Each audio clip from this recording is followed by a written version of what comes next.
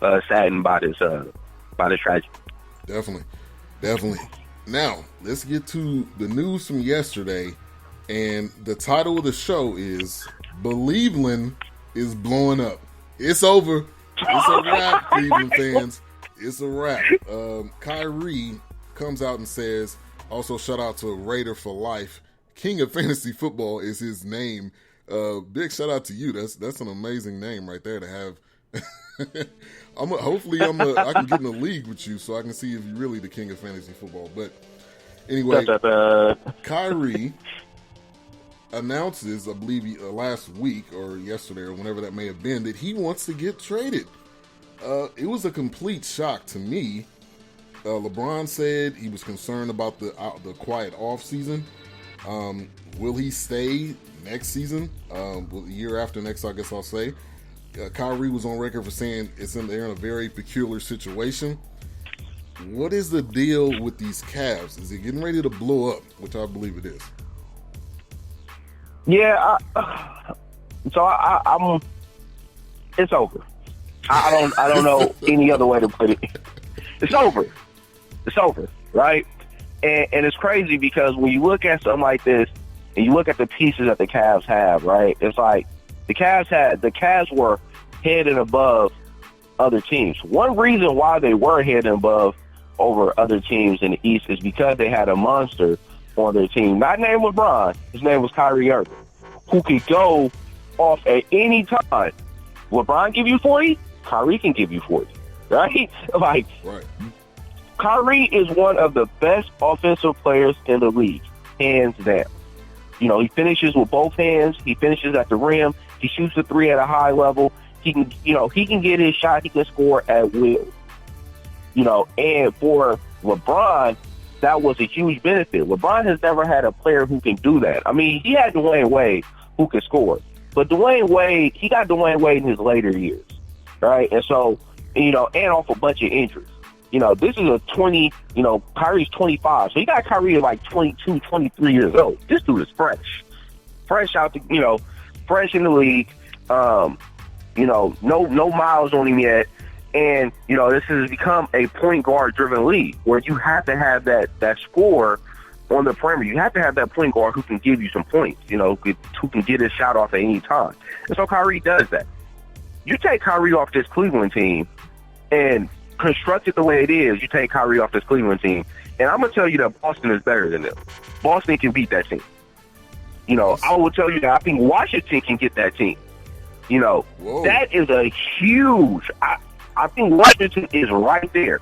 I personally believe that Washington would have gave the Cavs a better series than they got from Toronto and Boston. I mean, that Washington would have gave a better series than Boston and Toronto. I truly believe that. And that's just because of the point guard play that Washington has with John Wall and his ability to play defense.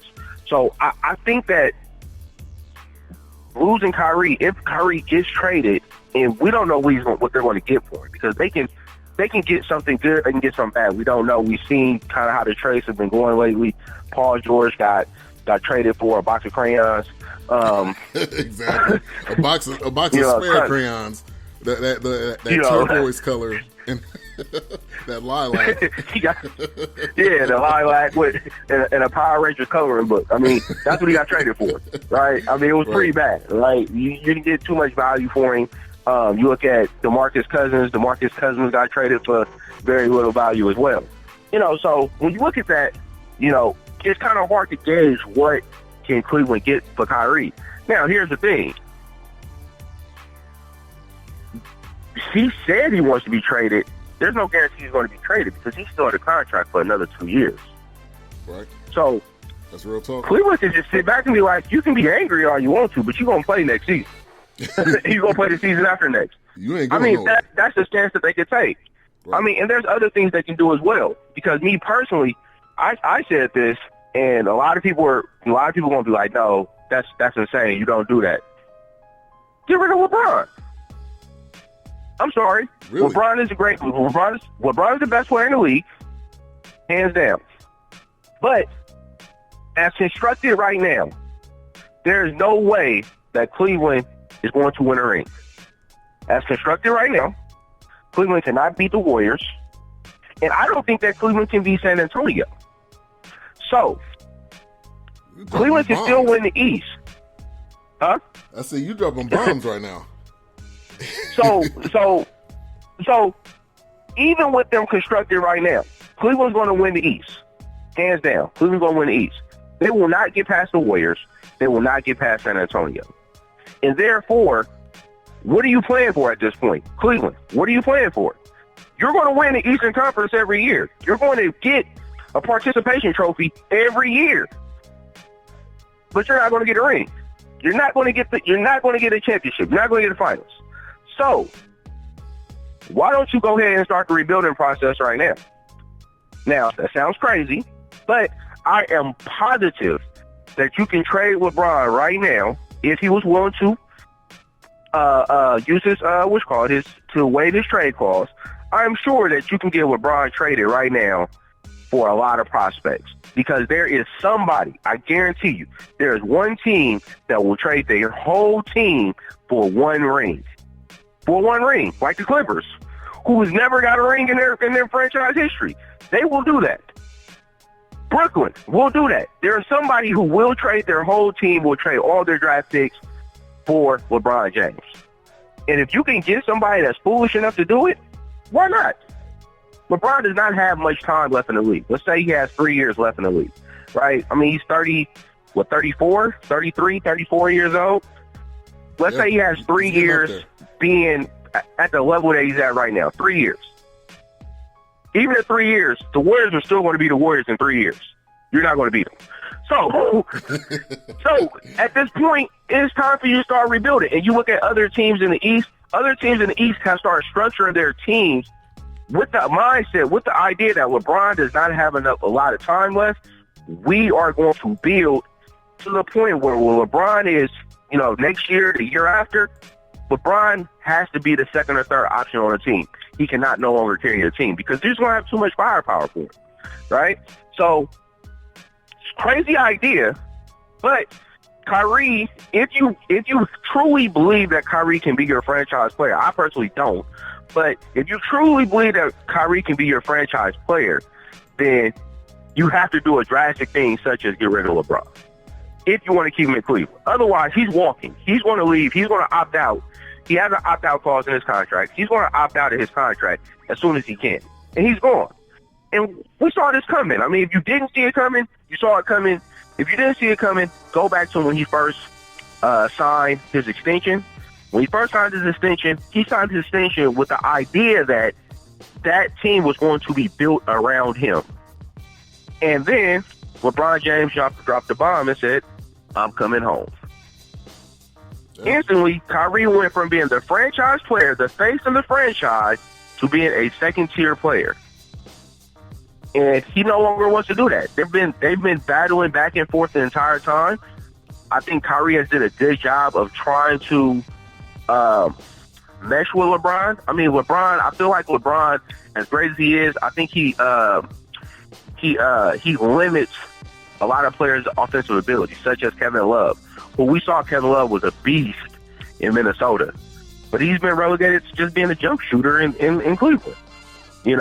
I think LeBron does that, and because he's so great, he does everything else. He tries to simplify the game, but a guy like Kyrie has talent, and I can't say that it can translate into winning. Right now, Kyrie looks like Carmelo Anthony, in the sense of he's a great offensive player, but plays no defense, right?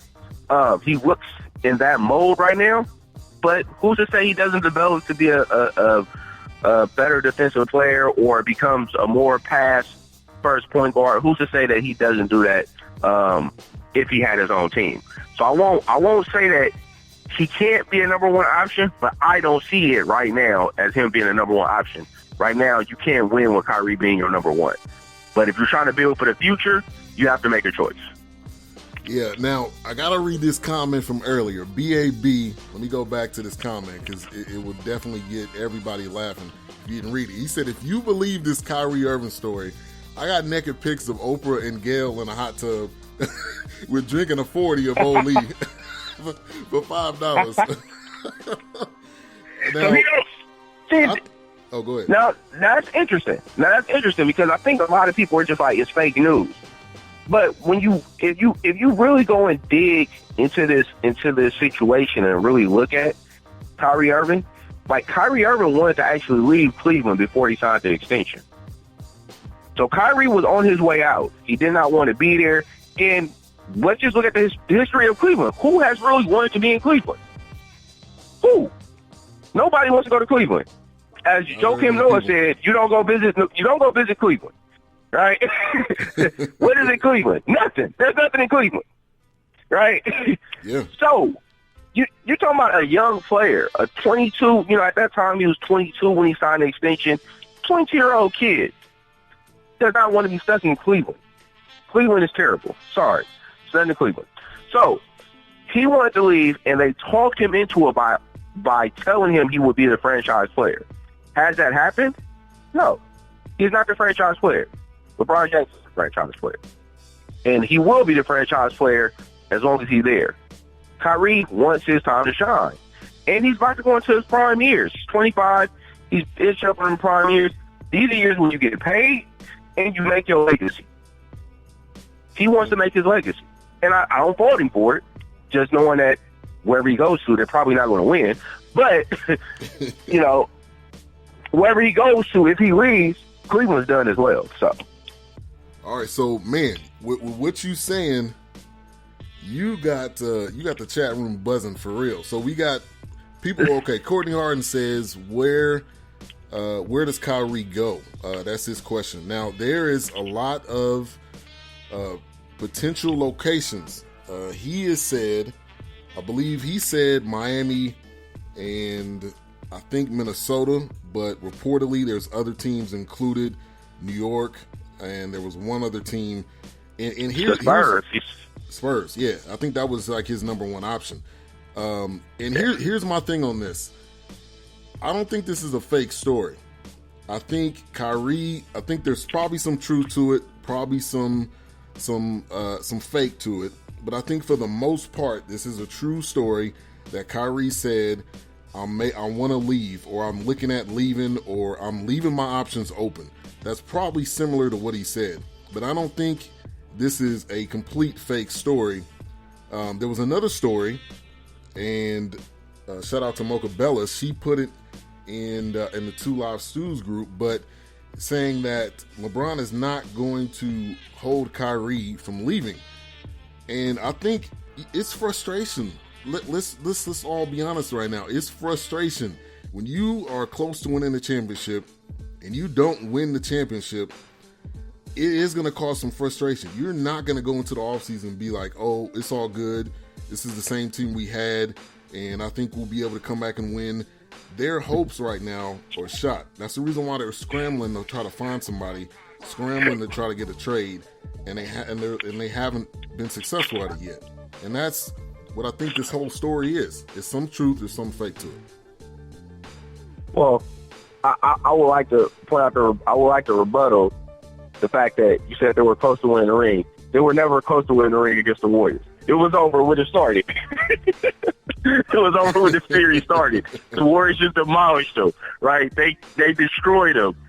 This is the result of their destruction. This team is going to be dismantled. I mean, you saw it the first time when the Warriors beat the Cavs. They made the coaching change. They started bringing in more shooters. They tried to change the way that they played basketball. This time, what can you do? You fired the GM, not fired. You didn't re-sign the GM, David Griffin, who did a great job of trying to put this team together. But you're also in a situation where you have very little cap space. You don't have space to make a big splashy pickup. And so you're trying to get players to come in on the bare minimum at key positions. Right? So it's not like with the Warriors where the Warriors got all the key positions filled, and it's like, hey, we're trying to get a center to come in on a minimum, where he can just come in and give us like 15 minutes a game, block a couple shots, get a couple rebounds, right? The Cavs don't have that situation. The Cavs need a backup point guard. They need a backup shooting guard. They need these players who can actually play solid minutes and play both ways. And you're not going to get them for minimum fees. You're not going to get them for